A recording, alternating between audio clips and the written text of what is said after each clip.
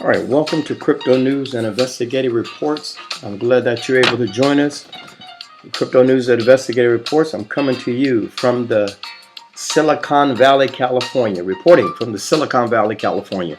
A hello to our community of subscribers. I'd like to say thank you for subscribing. Please follow us on Twitter, Crypto News and Investigative Reports. Our handle is RobTech, ROBTECH, RobTechP. Coming soon is our Instagram. We're currently working on Crypto News and Investigative Report community on Instagram. And if you're not a subscriber, please become a subscriber. Just click the subscription button there on YouTube, and then also you can hit the bell, and then the bell will give you the alerts of every time we're putting up another video. So once again, thank you for joining me today, and let's get to the news. All right, the first piece of news I want to stop by is we have some news on the Central Bank of Spain. Then we have some information on the International Monetary Fund. We have some news on the global reset, which is a pretty big story. And then we have some story on the Security and Exchange Commission, the SEC. They redid some stories about the ICO. So we have a story on some of the regulatory front. We're all waiting on regulatory how they're going to regulate virtual currencies. And then there's another story that I want to drop on you about virtual currencies. So let's get right to it. Once again, our handle is RobTech, ROBTECH, RobTechP. And I usually tweet out most of the stories that I go over on the YouTube channel. So if you join me on the Twitter channel, then you'll be able to kind of get a heads up of what I'm going to be talking about on the YouTube channel. So here we go. Here's the central bank information. And the first thing about the central bank is the Central Bank of Spain. It says the Bank of Spain, crypto makes consumers' rights an impossibility. And we're getting that 50-50 news, which is coming from central banks again. Virtual currencies, I think, at this particular point, have nowhere to go. Virtual currencies have to go to central banks if they're ever going to be, quote unquote, mass adopted. They're going to have some central banks in order to do that. And the first virtual currency that a central bank begins to use, that's going to be very, very big news. I can't wait to really validate and verify that a central banks or central banks are using virtual currencies, because no central bank is using Bitcoin, no central bank is using Ethereum, no central bank is using XRP. And so so here we are in this toss-up type of maybe not, yep, no, what are we going to do? We don't know yet. We're still left in a position of we don't know what's going on with central banks. But anyway, the Bank of Spain, crypto makes consumers' rights an impossibility. The central bank also said, this is the Central Bank of Spain. The central bank also said that crypto will not replace fiat. In Spain, they're trying to say that their fiat money is going to be around a long time. And there's a lot of other countries that feel the same way, that their fiat money is going to be around a long time. So that's because central banks, what do, folks? Central banks print fiat currency. So that's kind of the thing. It says the Bank of Spain issued a warning against trading cryptocurrencies on Monday. So they issued a warning. They said, look, you can't even do this. In a blog posted on the Central Bank Investors Education page, the monetary authority noted that there were currently no laws in Spain governing cryptocurrency. Thus, the central bank said no trading platform or exchange offering its services to retail investors has the approval of the Spanish authorities. It says, and the blog post also highlighted dangers. There it is. There's that word, dangers, that investors face due to the volatility of cryptocurrency prices. Significantly, monetary authorities said that it believes that due to the total lack of transparency surrounding the structure of cryptocurrency markets, price information could be manipulated. So there it is. They're concerned about manipulating the prices. They're concerned about how volatile virtual currencies are. So they're saying it could be a danger if they catch you, messing with virtual currencies. It says in a move that is also sure to precipitate a series of taunts from the crypto enthusiasts, the central bank backed also said that cryptocurrencies will not replace the fiat currencies, which is I said something about that in the beginning of this, is that they are saying that cryptocurrencies will not replace their fiat currencies. So the bank of the central bank of Spain is not on board, guys. So that's and that seems to be the way a lot of central banks around the world are handling virtual currency. The second thing I want to go to is the IMF. Let's go to the IMF. There's some IMF news. Where is that? Give me an opportunity to find. Right here. Here's some IMF news, guys. Right here. Bang. The IMF asked Pakistan to take decisive actions before bailout. Times of India. TOI Times of India. And so that's the big news. The IMF they don't play around. When the IMF comes in, it's over. The IMF asked Pakistan to take decisive actions before the bailout. Islamabad. As a prerequisite for the bailout package, the IMF has asked Pakistan to take decisive actions, signifying that the international lender body remains inflexible in its demands. It says the demand for implementation of drastic measures was made during a meeting between the IMF Managing Director Christine Lagarde and Prime Minister Khan on Sunday in Dubai on the sidelines of the World Government Summit hosted by the UAE. And we've been getting a lot of information about the UAE, which is the United Arab Emirates. And we know that the United Arab Emirates is connected to Ripple through the IMF.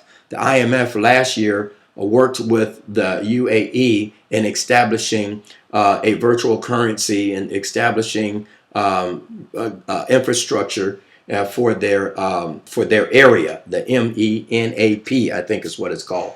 And so now they want to make sure that Pakistan, the IMF is saying, Pakistan, look, if you want the IMF to come in and bail you out, we have some guidelines that we are not going to turn away from. When Christine comes in, she wants it her way. All right. When the IMF comes in, they want it their way. I also highlighted the decisive policies and the strong package of economic reforms would enable Pakistan to restore the resilience of its economy and lay the foundations for a stronger and more inclusive growth. A brief IMF handout quoted Lagarde saying this thing. So she's really not really ready to just to come into Pakistan unless Pakistan follows her rules. It's got to be Christine's rules, Christine's way, and that's how the IMF seems to be wanting to work with Pakistan.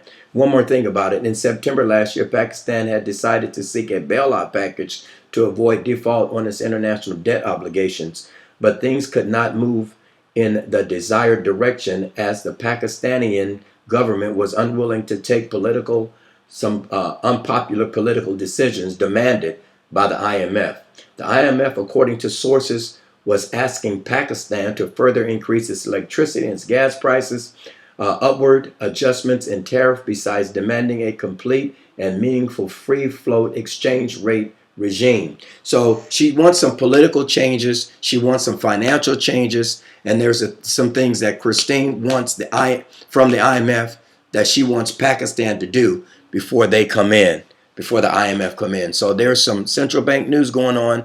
Here's some IMF news going on, and we're going to move forward. Now, the next story we want to move is on the SEC. We know that we're waiting a lot on the SEC, and I want to stop by an SEC article as we continue to go through this news cycle right here. Here's where we want to stop. The SEC, guys, this is I reported on this yesterday or day before yesterday on the video. It may have been yesterday. I talked about how the Security and Exchange Commission are under no pressure to expedite any rules, any regulations regarding virtual currencies. And you know, I think I'm reading on other Twitter, and you know, a lot of other people are saying something regarding regulations or rules. It's supposed to happen on February the 14th, which is a couple of days from now. I'm interested in seeing what in the world's going on with that. I think it might be, you know, who knows? Who knows what's going on with that? And so it remains to be seen. But anyway, the crypto-friendly Security and Exchange Commission official says security clarification is near. But here's the deal, guys. She's not talking about regulations on virtual currencies. What she's talking about is, in this particular article and in a few more articles that are out, she's only talking about ICOs, clarification for ICOs. The SEC Commissioner, Hester Price, who is famous for her support for the crypto industry, clarified what could be the next line of action for the Security and Exchange Commission. In a speech delivered to students at the University of Missouri School of Law, Pierce stated that the SEC is preparing to roll out supplemental guidelines that defines when an ICO tokens are not a security. So some of the information that we're getting, I mean, it's kind of warmed up, kind of rolled over, but you know, they've been kind of talking about whether something is a security or not. Man, they've been talking about this how long, guys? A couple of years now. I know we've been hearing about whether XRP, the digital asset XRP, is a security, is it not? The SEC said it's not. Then it's just a lot of back and forth. And you know, to be honest with you guys, that's how politics really is. It's a lot of back and forth. The SEC actually is a political entity. It might claim that it's not a political entity, but it is. It is driven by money. It is driven by the wealth. The wealthy people actually drive the Security and Exchange Commission. They're the police department for the NASDAQ. They're the police department for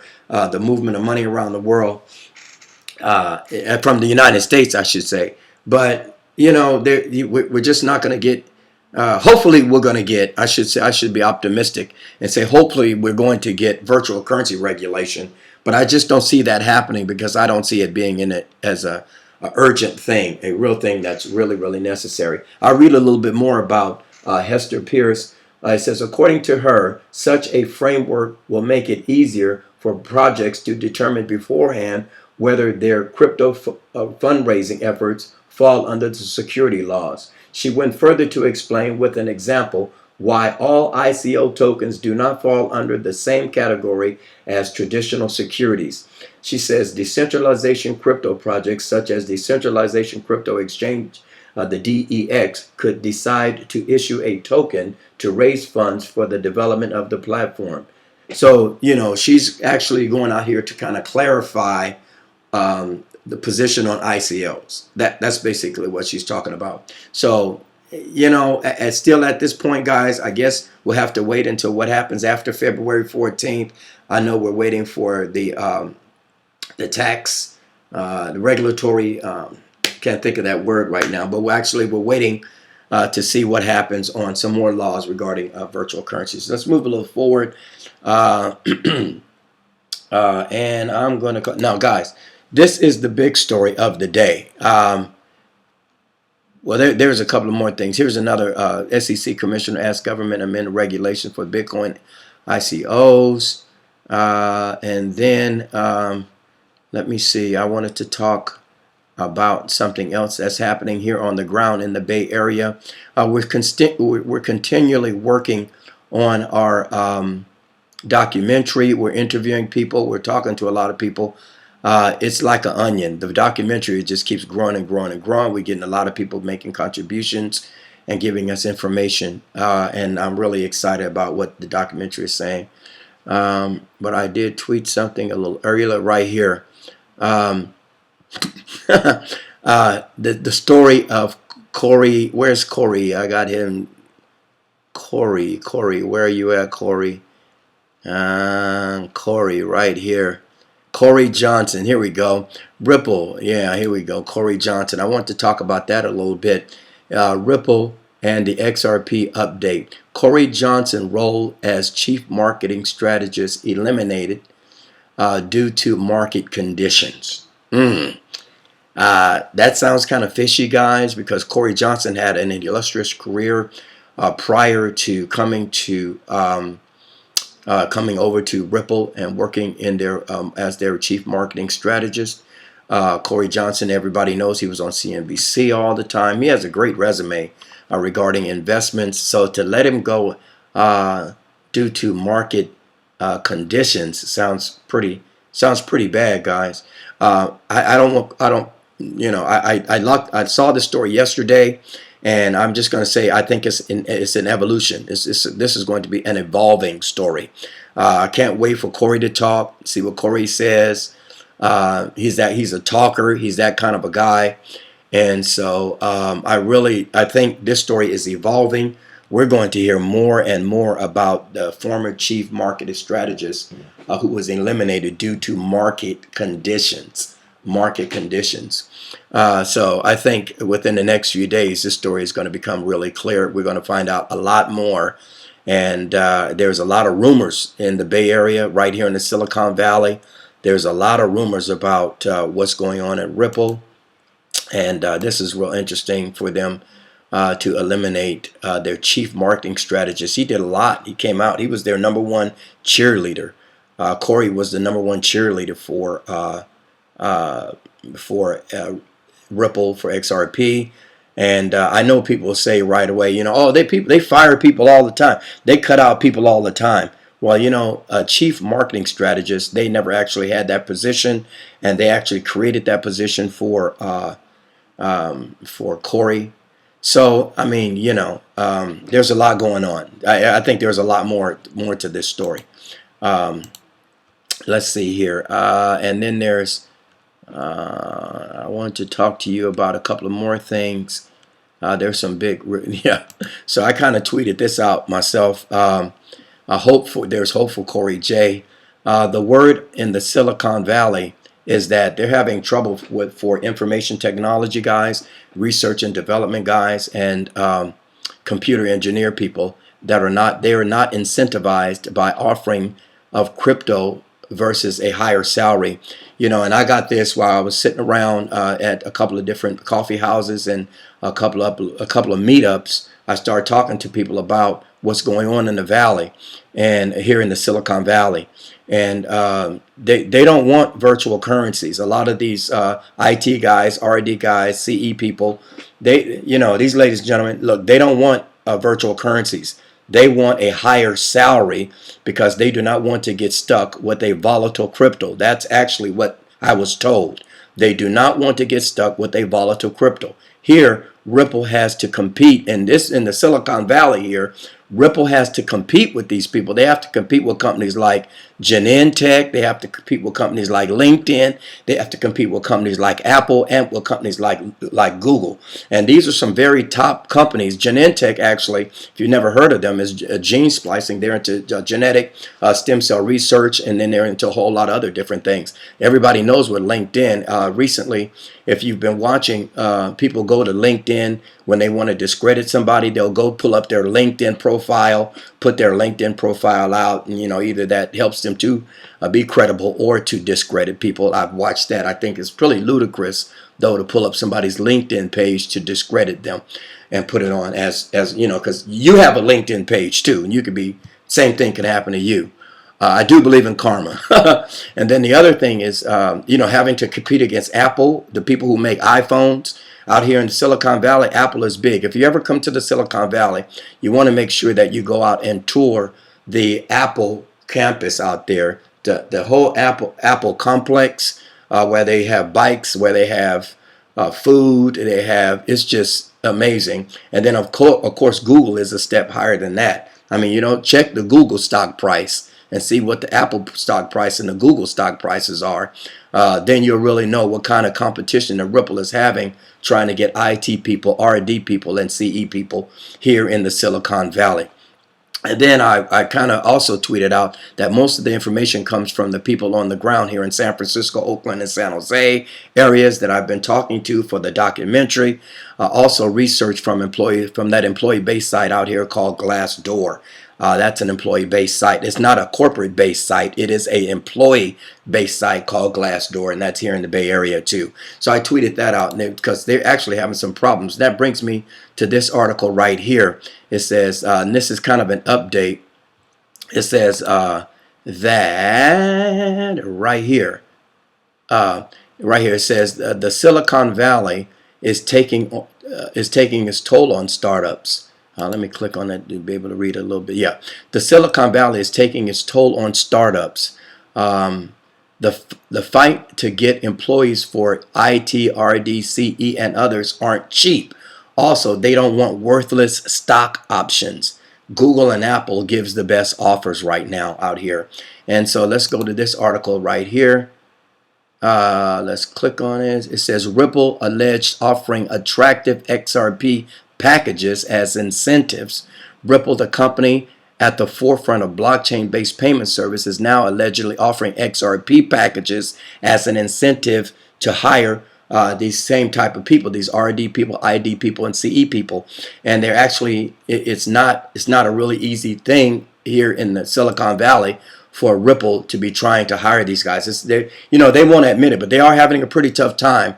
Now, it might be easier for Ripple to hire these people in other parts of the country or in overseas somewhere, but right here in the Silicon Valley, the word is they don't want volatile virtual currencies, especially from the people that I talked to regard for the documentary.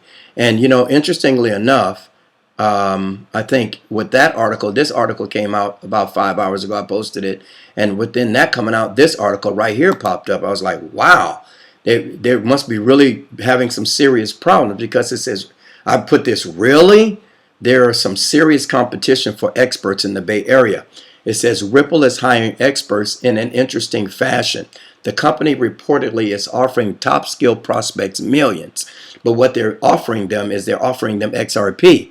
And, like I said earlier, man, XRP is not moving. Virtual currency is not moving in a serious bear market. And these guys are smart, man. You get these Stanford grads, a lot of these schools here in the Bay Area. I found at Stanford, when I was up there, they have this cryptocurrency, cryptography. They have a lot of people that are going into that, coming out of that school. And these people want money, man. They don't want volatile virtual currencies. It says Ripple attracts new skills with millions in XRP bonuses. And so, that just stop by, read about it. You can give your opinion on it. But I know here on the ground in the Silicon Valley, it's a tough call. They have some very serious companies out here in the Silicon Valley. It reminds me of when it was the dot-com companies, and the internet companies, when all of these Firefox and Google and Yahoo and all of these companies blew up. I mean, the cream rise to the top. So maybe XRP can compete, maybe.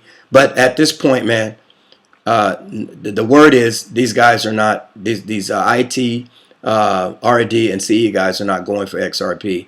They're going for like just big money coming from Google and big money coming from Apple. Anyway, let's move on. Here's the top story, man. Now, today you could have been a millionaire. I'm serious. Look at this right here, guys. I don't know if you guys are following this story today, but to me, this is my top story. The Treasure Finance coin, the TFC coin. Oh my God. And I'm not a financial advisor. I'm only giving you this information as entertainment purposes. Once again, I'm not a financial advisor. But take a look at what has been happening to the Treasure Financial coin, the TFC coin. It started out, and in the last 24 hours, it was at 4 cents today. And then a few hours later, it went to 18 cents. And then guess what, guys? A few hours from that coin went up to $33.54. And it stayed at $33.54 for a few hours. Today, the 12th, and then it shot all the way back down. Oh my God. I mean, y'all got to check this out. It went back down to 4 cents, this TFC coin. It went across to 4 cents again. So if you would have bought it today at 157, you would have got it at 4 cents. And then it shot back up from 4 cents today. It went up to $27.89. And then if you would have bought it after that for a couple of hours, you would have been able to sell it. And then it went back down. I'm serious, guys. I was tripping watching this. I was trying to figure out how can I get some. I'm still trying to work on it. but it was 4 cents again, and then it went up to a couple of dollars. It went to 236, and it went back down today at 5:39 a.m. back down to 5 cents. And it stayed at 5 cents. It went to 3 cents. It went to 4 cents. It went to 3 cents. And guess what, guys? Today at about 11 o'clock, it shot back up. And it is currently, guys, at $23.46 and holding. Oh my God, you guys want to check that out. If you're not following that story, today it's the big story. It's my big story. It's the Treasure Financial Coin, TFC coin. Like I said, I am not a financial advisor. I am only giving you this information as entertainment purposes. Look at the trading volume. The trading volume is incredible. Look at, I mean, look what it's doing. Somebody's making some serious money. And lines like this, lines that's this high, is institutional investors. I know there's some institutional investors. But anyway, guys, I don't want to keep going on and on. But I do thank you for joining Crypto News and Investigative Reports from the Bay Area today. Let's just try to get back here. Please follow us again on Twitter. We're at Crypto News and Investigative Report at RobTechP. RobTechP. All right? I'd like to say thank you for joining us. And wherever you are, have a great day. And we'll talk to you real soon.